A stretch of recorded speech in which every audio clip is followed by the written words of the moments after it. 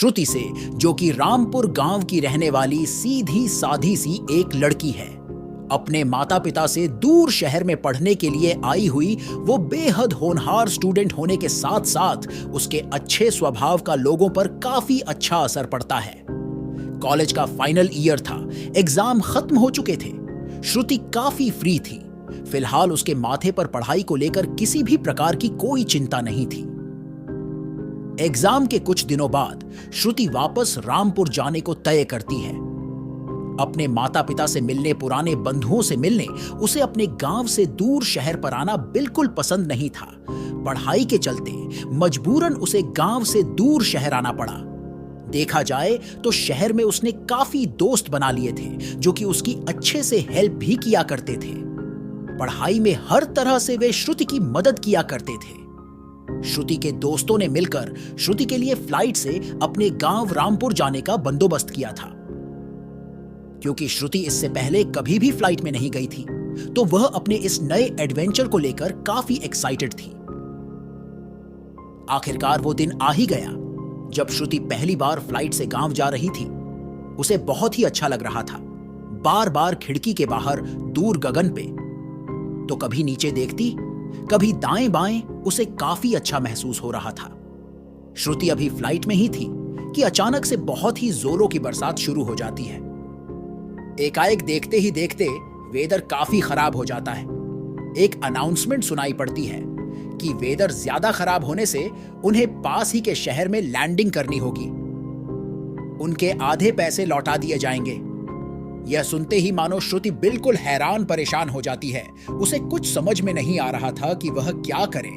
देखते ही देखते फ्लाइट विष्णुपुर में लैंड होता है। जैसे तैसे श्रुति पेपर वर्क कंप्लीट करके एयरपोर्ट से बाहर निकलती है। फिर वहां से वह रामपुर के लिए जाने वाली ट्रेन से सफर करने का तय करती है। कुछ ही किलोमीटर की दूरी पर एक रविपुर नाम का स्टेशन था। लोगों से पूछताछ करने के बाद श्रुति को पता चला था और वह बड़े आराम से ट्रेन से अपने गांव जा सकती थी। स्टेशन के अंदर आने के बाद श्रुति बड़बड़ाते हुए, इससे अच्छा तो यही होता कि मैं डायरेक्ट ट्रेन ही कर लेती। कम से कम इतनी तकलीफ तो ना होती। मुझे कितनी हैरेसमेंट हुई है।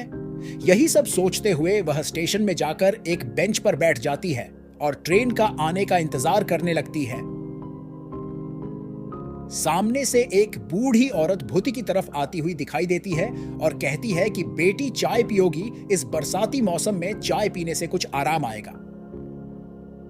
श्रुति उनकी बातों को खुशी खुशी मान लेती है और उनसे चाय खरीद लेती है। चाय पीने के बाद श्रुति काफी फ्रेश फील कर रही थी। देखते ही देखते ट्रेन आ जाती है और अपने टिकट के अनुसार बताए गए सीट नंबर पर जाकर वो बैठ जाती है। श्रुति देखती है कि सामने एक औरत बैठी हुई है और उसके 2 बच्चे हैं। एक लड़का लड़की, एक आदमी बैठा हुआ, शायद उसका पति है। देखकर तो ऐसा ही लग रहा था उसे। श्रुति के सर के ऊपर वाले सीट पर एक लड़का बैठा था जो कि श्रुति को घूरे जा रहा था। श्रुति को मन ही मन गुस्सा आ रहा था।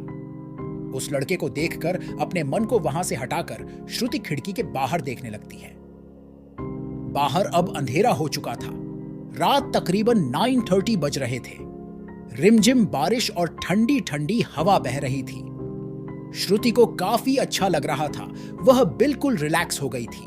देखते ही देखते श्रुति की आंख कब लग गई पता ही ना चला। करीबन रात के 11:30 बज चुके थे जब श्रुति की आंख खुलती है और वह देखती है कि सामने जो लोग बैठे हुए थे वह काफी बूढ़े दिख रहे हैं। श्रुति चौंक जाती है और अपनी आंखों को मलने लगती है। उसे लगता है शायद कोई दूसरे लोग उन लोगों के सीट पर जो पहले बैठे थे उनकी सीट पर आकर बैठ गए हो। श्रुति की नजर अचानक से बैठी उस महिला के साड़ी पर पड़ती है जो कि वही सेम साड़ी थी जो पहले उस औरत ने पहन रखी थी। उस वृद्ध महिला का चेहरा बिल्कुल गला हुआ, अजीब तरीके का था, मानो उसके चेहरे पर जैसे फंगस लग गई हो। श्रुति उसे देखकर बहुत डर जाती है। उसे लगता है शायद उसे कोई बीमारी हो गई है। श्रुति अच्छे से अपने दिमाग में जोर देकर मन ही मन सोचती है कि शायद कहीं उसका भ्रम तो नहीं। श्रुति अभी उनसे कुछ पूछने ही वाली होती है कि उसे पीछे से टीसी आवाज लगा देता है। श्रुति अपना टिकट टीसी को दिखाती है और वह वहां से चला जाता है। श्रुति अब अपनी बात को आगे बढ़ाते हुए कहती हैं कि क्या आप लोग किसी स्टेशन से थोड़ी देर पहले ही उठे हो? क्या यहां पहले कोई और बैठा था ना? क्या वे लोग चले गए? श्रुति की इस सवाल पे कोई तस से मस तक नहीं होता है। सब एकटक श्रुति को देखे ही जा रहे थे, जैसे कि वह कोई इंसान न होके कोई एलियन हो। श्रुति को बहुत अजीब लगता है। वह उठकर आगे की तरफ बढ़ने लगती है। मन ही मन सोचती है कि यह सब क्या हो रहा है? बड़े अजीब लोग हैं, कैसे घूरे जा रहे हैं? मैंने तो कोई गलत सवाल नहीं पूछा। छोड़ो मुझे क्या। आगे बढ़ते हुए वह बाहर निकलने के दरवाजे के पास जाकर खड़ी हो जाती है। अभी श्रुति को खड़े हुए कुछ ही मिनटस हुए थे कि अचानक से उसके कानों पर एक बहुत ही विचित्र सी आवाज सुनाई पड़ती है, जैसे कोई किसी को आगाह कर रहा हो।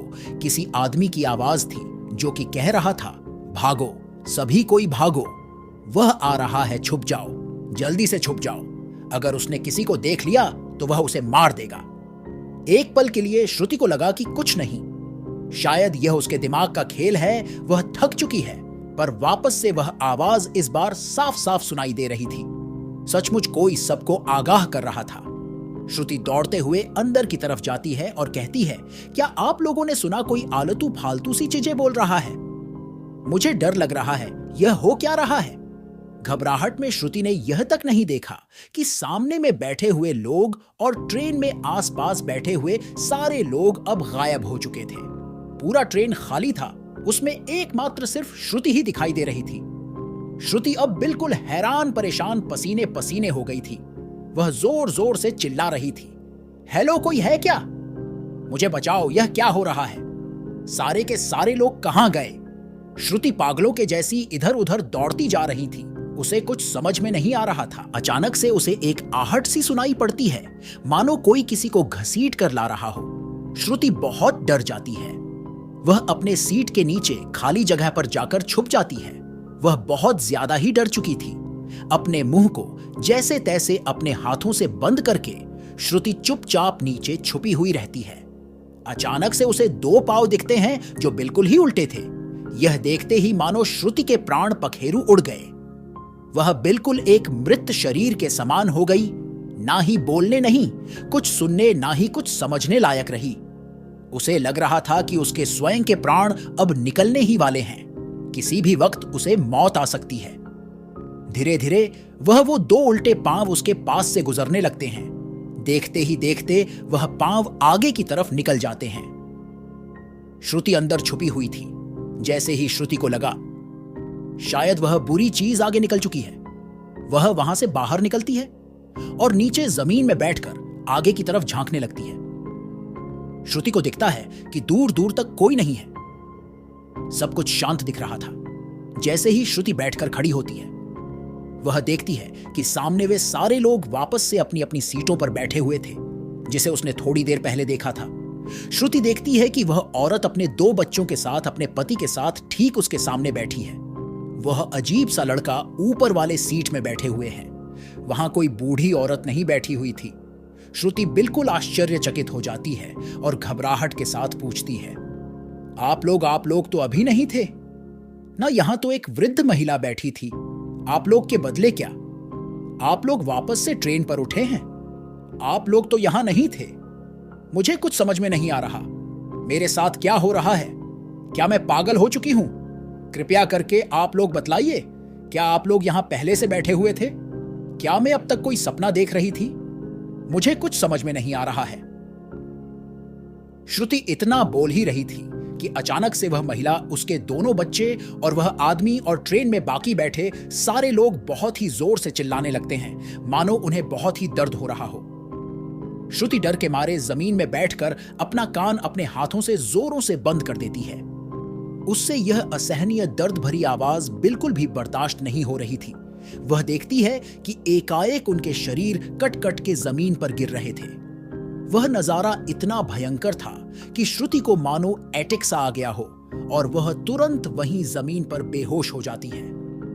थोड़ी देर बाद श्रुति की आंखें खुलती है। उसके शरीर में बिल्कुल ही जान नहीं थी। अपने आप को जैसे तैसे उठाकर वापस अपनी सीट पर बैठती है। उस वक्त उसे ट्रेन में कोई भी नजर नहीं आ रहा था। ट्रेन बिल्कुल खाली था। खिड़की के बाहर श्रुति को दिखाई देता है कि उसका स्टेशन, उसका गांव रामपुर अब आने ही वाला है।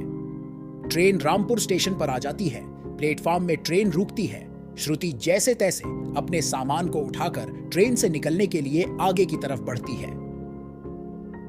जैसे ही वह अपना कदम दरवाजे के बाहर रखती है, तभी उसे मानो एक बहुत ही जोरों का झटका लगता है और वापस से वह ट्रेन के अंदर चली जाती है। श्रुति को बहुत ज्यादा हाथों में दर्द होने लगा था, मानो जैसे उसने नंगी बिजली की तार को छू लिया हो। इतना जबरदस्त झटका था वो। श्रुति दर्द से कहर रही थी। देखते ही देखते ट्रेन वापस से चलने लगती है और श्रुति की आंखों के सामने से उसका अपना गांव, अपना घर दूर निकलता हुआ दिखाई देने लगता है। श्रुति को बर्दाश्त नहीं हो रहा था। वह पागलों जैसी दर्द में जोर से चिल्लाने लगती है। कौन है? क्या हो रहा है? यह सब कौन कर रहा है? यह आखिर चाहते क्या हो तुम लोग? अगर मुझे मारना ही है तो मार दी, लेकिन ऐसे तड़पाकर क्या फायदा? भूति यह सब रोते हुए चिल्लाते हुए बोल रही थी कि अचानक से श्रुति को वही बच्चा दिखाई देता है जो पहले अपनी मां के साथ बैठा हुआ था। यह श्रुति के पास आता है।